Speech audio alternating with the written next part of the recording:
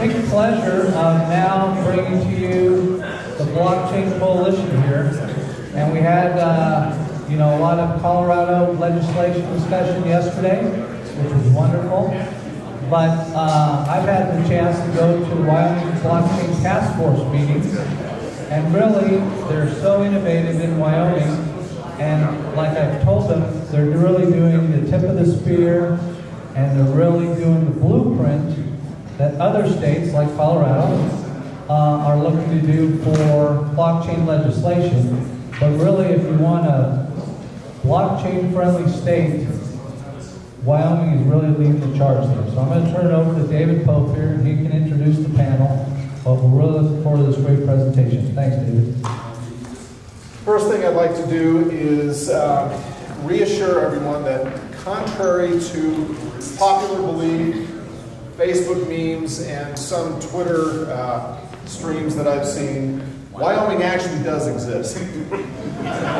It's north, and it not only exists, it is a place that I think both myself and at least these three panelists believe is right next to heaven. And it is the U.S.'s least populated state at just a little over 500,000 people, but we pack a huge punch in any type of business regulatory activity. We are a land of firsts. We were the first state to allow women the right to vote, which it sounds odd using the word allow. It should have actually been an inherent right, but that was in 1869. In 1872, we had the distinct pleasure of having the first national park, the very first female governor in 1929, I believe. So, and then in 1977, Wyoming invented the limited liability company, and then fought with the IRS for 21 years before it was accepted. Then in 2018, we were the very first legislative body to define the term utility token and give a regulatory certainty around that. So what we are going to do today is briefly go over the past legislation and what we're looking at doing in the future. On the panel, I've got Brittany Kaiser. She's one of the founders of the Digital Asset Trade Association and the Own Your Data Foundation, which are two organizations that are dedicated to both helping the industry succeed and regulate itself so that the federal government doesn't have to as much.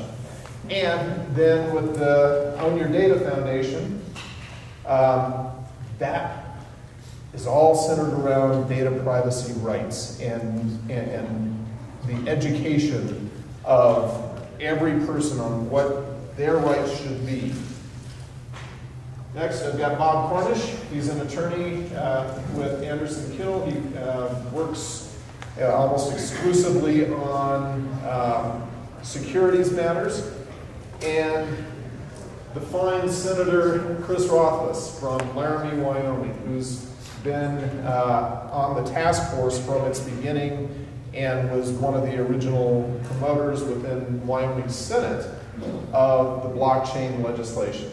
So let's briefly go over what happened in 2018, which was before the task force and before really the entire state of Wyoming didn't understand blockchain.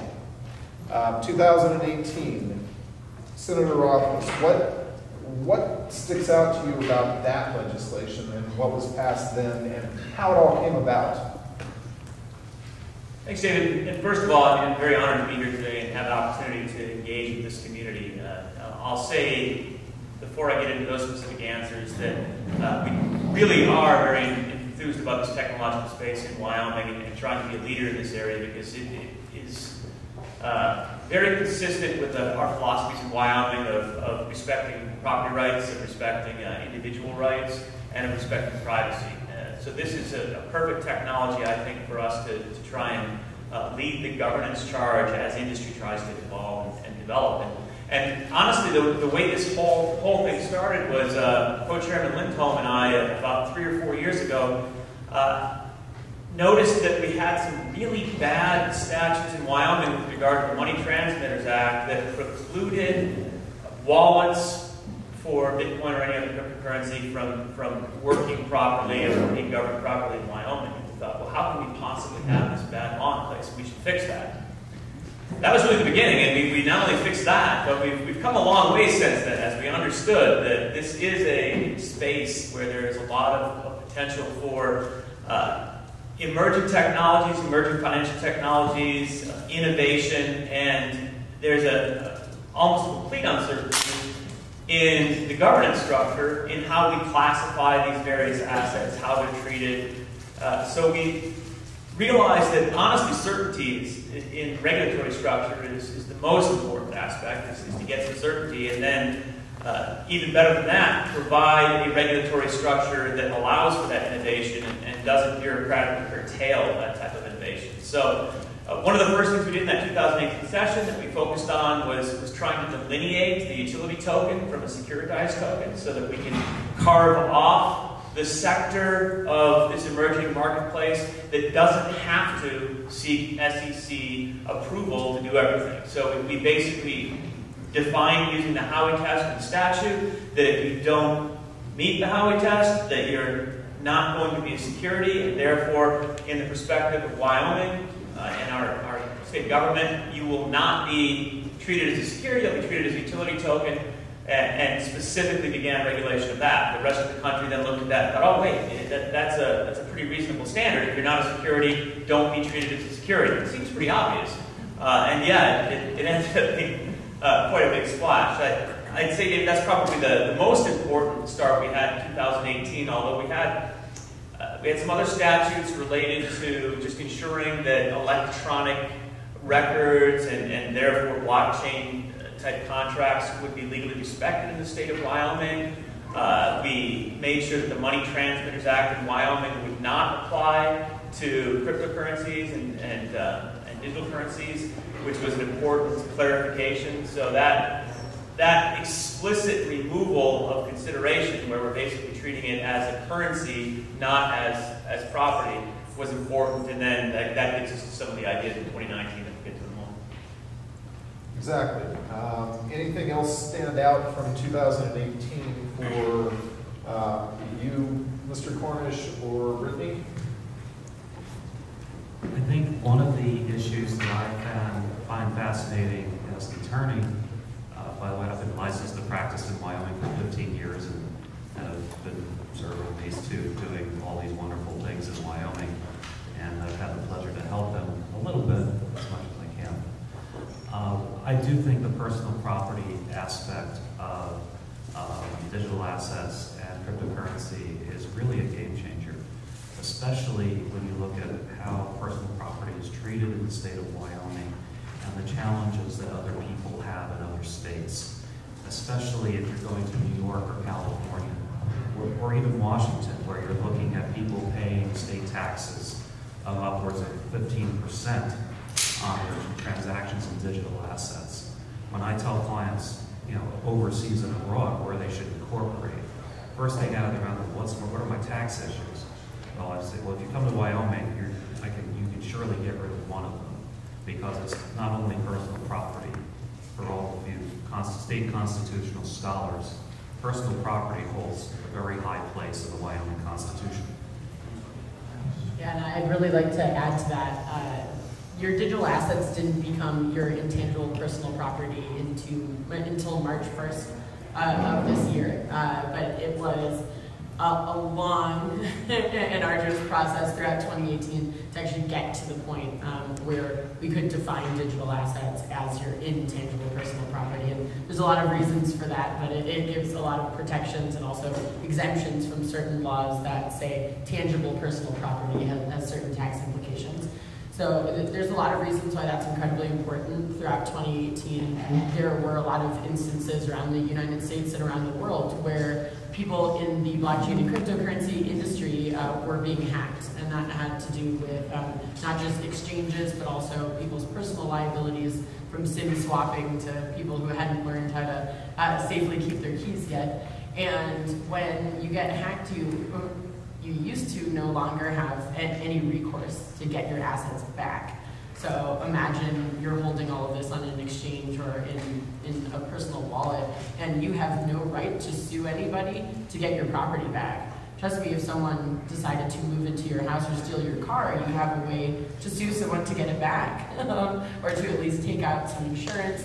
So we tried to solve for all of these problems because property rights are upheld more than basically any other rights in United States law, not just in Wyoming. So once you have property rights, it comes with all kinds of legal recourse and implications for ownership of something that isn't easily quantified. Just because you can't see it doesn't mean it shouldn't be your property. So that was also my favorite. Now we're getting into 2019. I'm very happy to keep going on that. One more for 2018, which I forgot to mention, which was an important little bit of legislation, was it was a budget session in 2018, and we thought, we've done a lot, there's a lot more to do. We need to make sure that we have the opportunity to engage with the public and get some experts involved. So through our budget process, we amended the budget to include the creation of the Blockchain Task Force. So that's where the Wyoming Blockchain Task Force came from. It originally started with 4 legislators and 3 members of the public. We ended up expanding that to 6 legislators this last session, and again, 3 members of the public.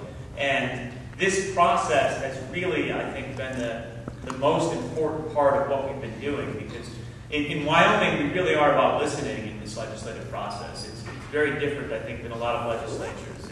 If you wanted to call my cell phone right now, it's a Google search away. We're not really a challenge in Wyoming to get a hold of, and that's a strength in that we can be listening and we can be engaging. So we have had tremendous participation both years of the Blockchain Task Force, from experts all over the world that have come in. They've taken the time to come to Wyoming to tell us what is holding them back, what bureaucracy is negative, what regulations are positive, who is doing things better than we are, what could be done better. And honestly, we just took those ideas, put them together, and tried to formulate them as statute in a way that minimizes the hurdles and the burdens on the industry while providing clarity where clarity is needed. And that's effectively been the theme of the task force, and just great participation.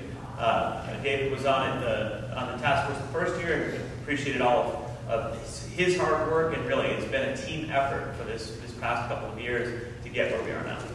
Yeah, I have to say I've never had a more pleasant experience working with legislators ever in my professional life. Everyone in Wyoming is not only pleasant to work with, but incredibly proactive.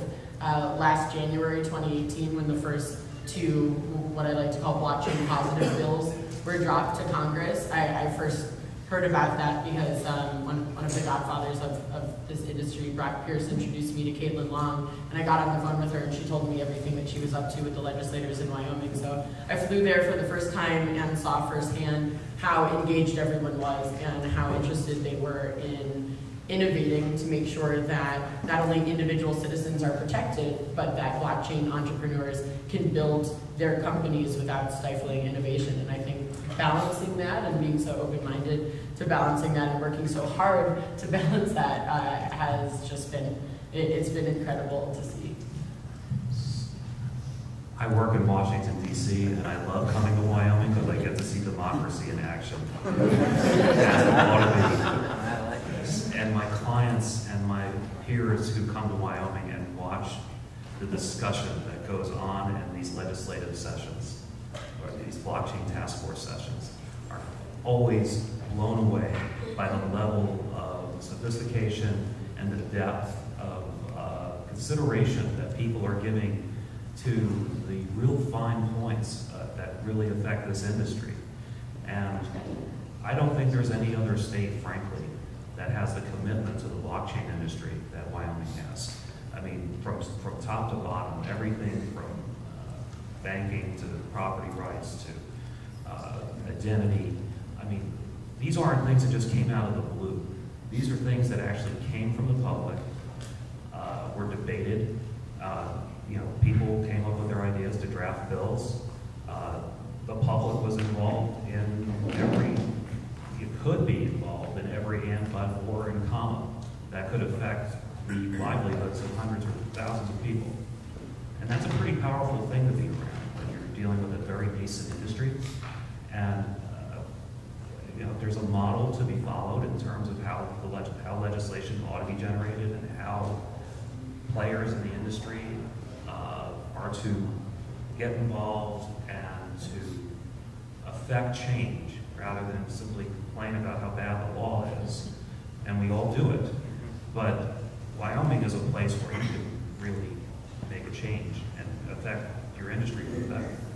So let's move on then to 2019. And the challenge for the task force, first off, was to figure out, okay, we did all these great things in 2018. How do we top that? What do we do? What's the next great revolution that we can create in Wyoming? And one of the biggest issues that the industry faced, and that we were hearing throughout our task force meetings that the industry faced, was banking. And that was a major hurdle because many people were having their bank accounts closed due to their activity within the industry. And it was all a leftover from a 2013-14 policy promulgated by the U.S. Justice Department called Operation Choke Point. And so I think that was what spurred us into action. And I think with Bob, maybe you can talk a little bit about our fix for that. Sure. The banking solution is really a linchpin to creating and attracting blockchain business in Wyoming, as David has said, on a number of fronts. Not only just to enable companies to cut checks for payroll, pay FICA, pay vendors through traditional means, and not be banking in the shadows. All because Operation Choke Point and essentially the residue left over from that, even though that operation is arguably in its waning days, the auditors and the FDIC and the OCC who were enforcing some of those things still have the, taint, so to speak, of labeling blockchain businesses in the same folder as some of these very untoward businesses that the government feels are risky.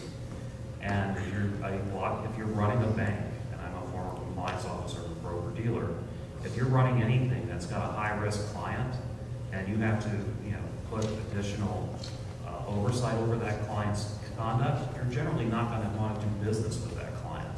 And that's still going on today.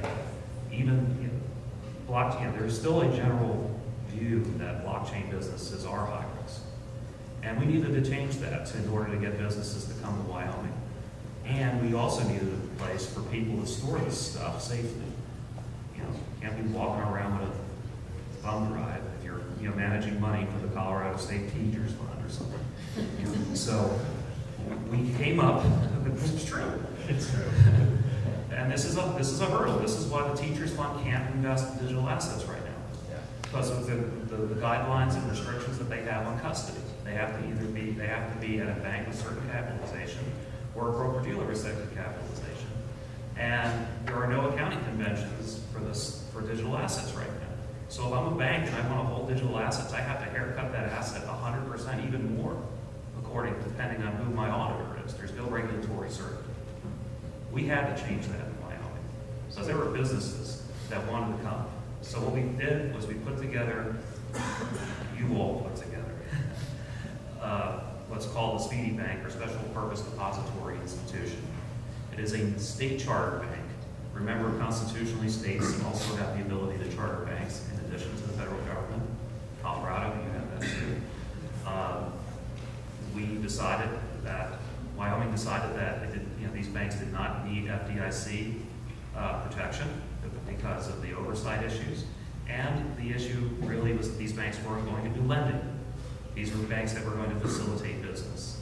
So essentially, the structure was devised that we have these banks that are 100% reserved. People can do checking and basic banking services.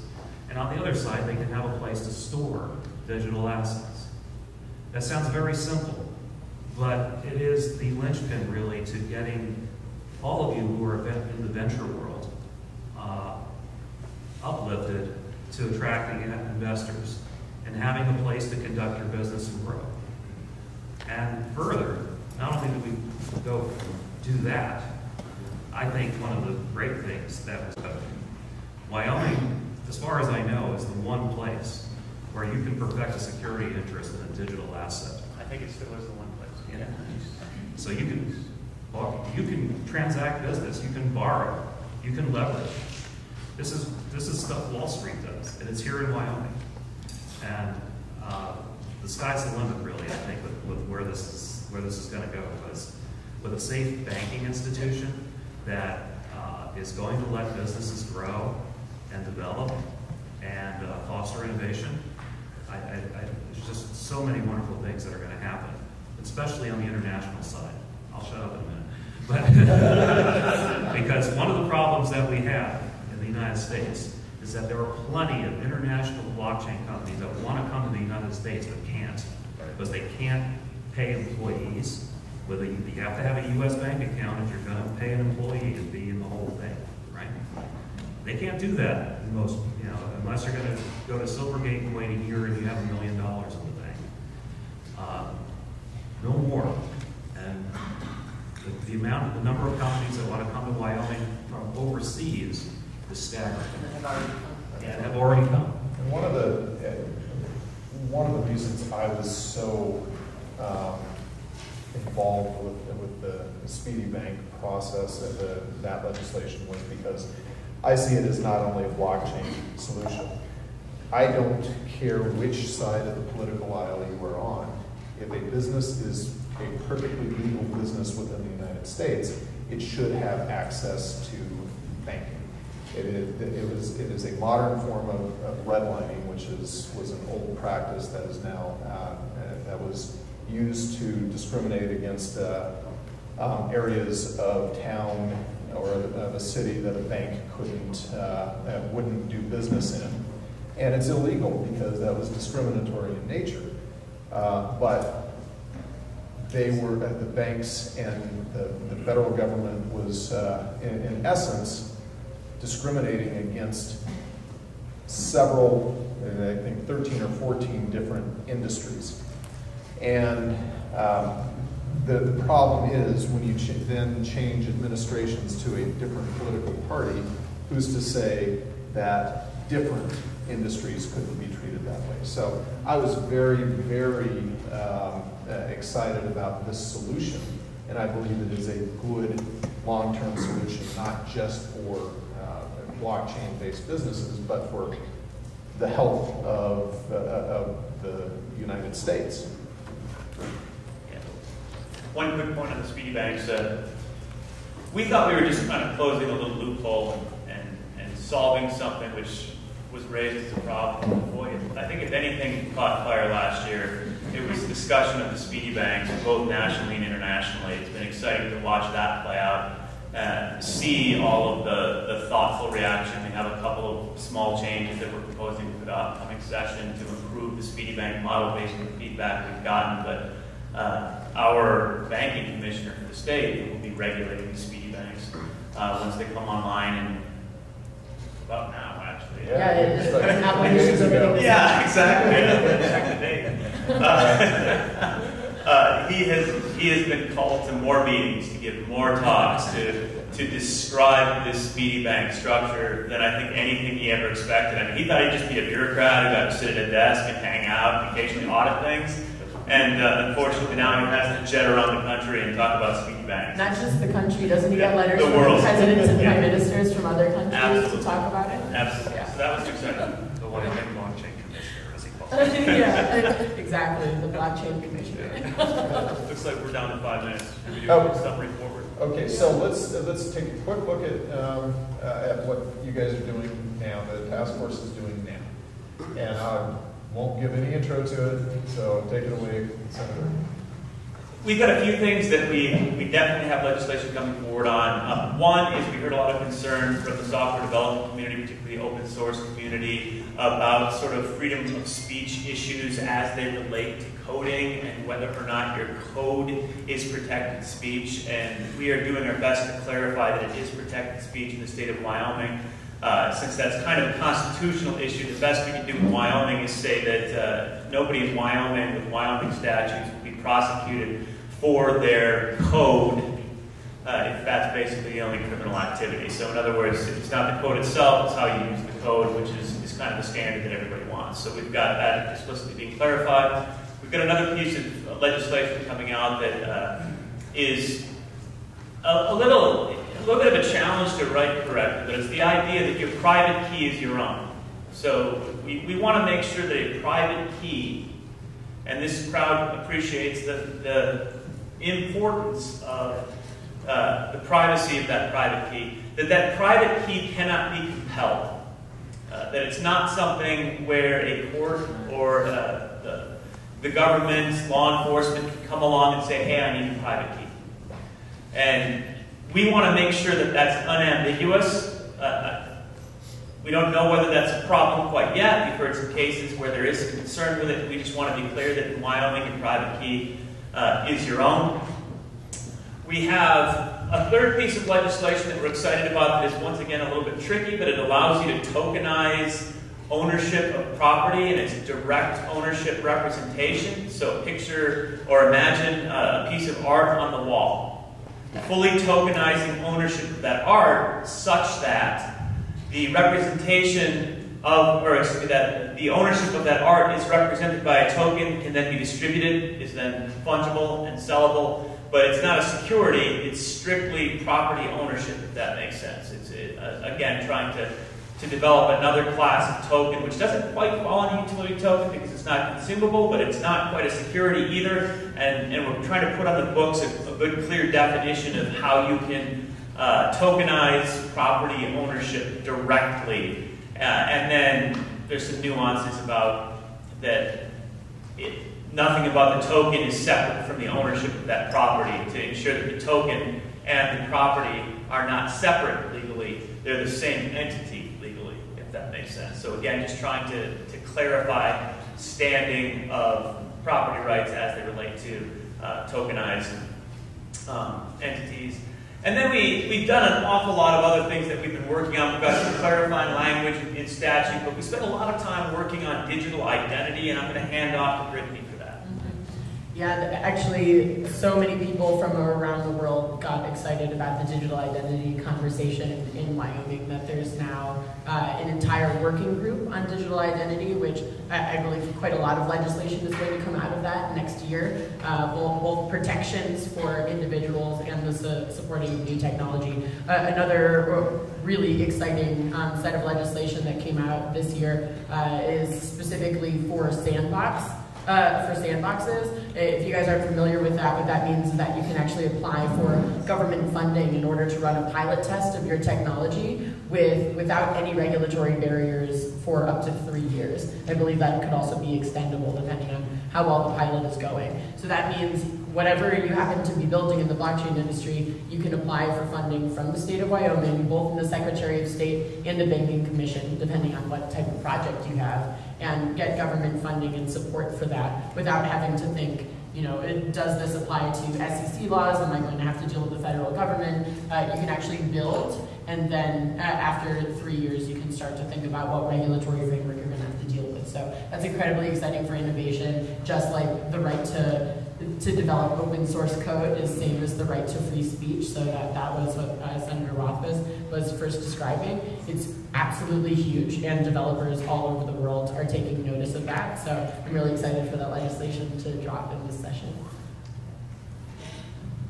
I think there are two other things that are of interest in the capital markets area. First, kicking around right now, the ability for Wyoming domiciled insurance companies to use digital assets and reserves. That's going to create a whole captive insurance industry in the state of Wyoming. And I already have people from overseas talking about it. The other thing that I find interesting is the municipal securities rule, the ability for Wyoming state municipalities to issue securities using digital means. If you're in Wyoming, a lot of these towns are small. The cost of raising capital is tremendous. This is going to enable these towns and small towns and villages to really streamline their capital raising and actually access the world in a really interesting way. I'm excited to see how that's going to apply. Yeah, just imagine a small municipality doing a coin offering instead of having to go through all of the challenges of bond issuance. Just do a coin offering.